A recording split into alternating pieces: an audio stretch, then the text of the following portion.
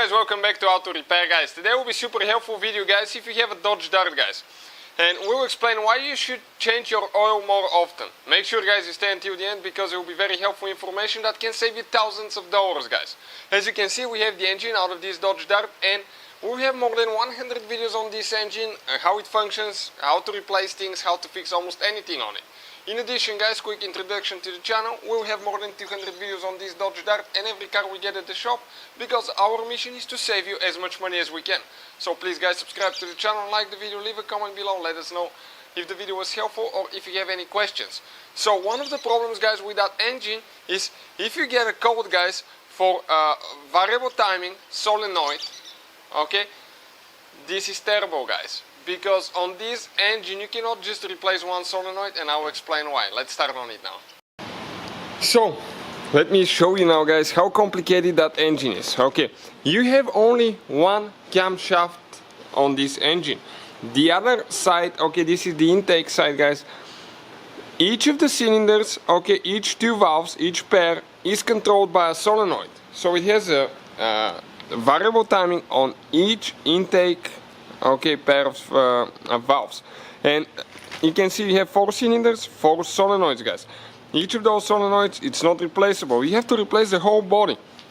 This is called a variable timing actuator.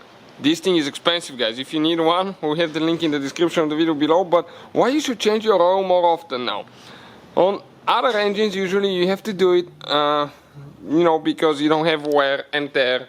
That the timing chain tensioner, which is right here, guys, doesn't get wore out as well.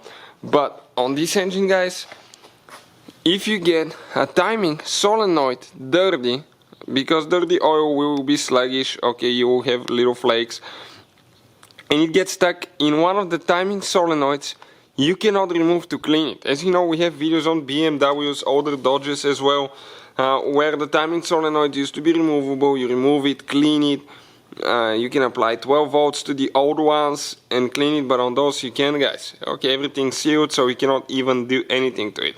This is, I think it's even a pressure solenoid.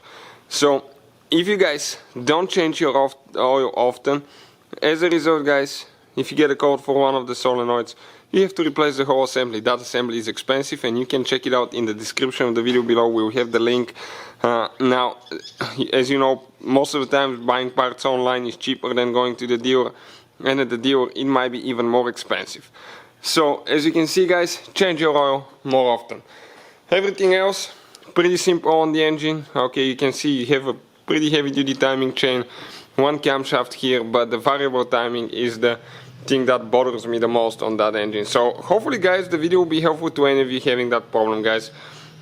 Please hit that subscribe button for more videos, and see you guys next time.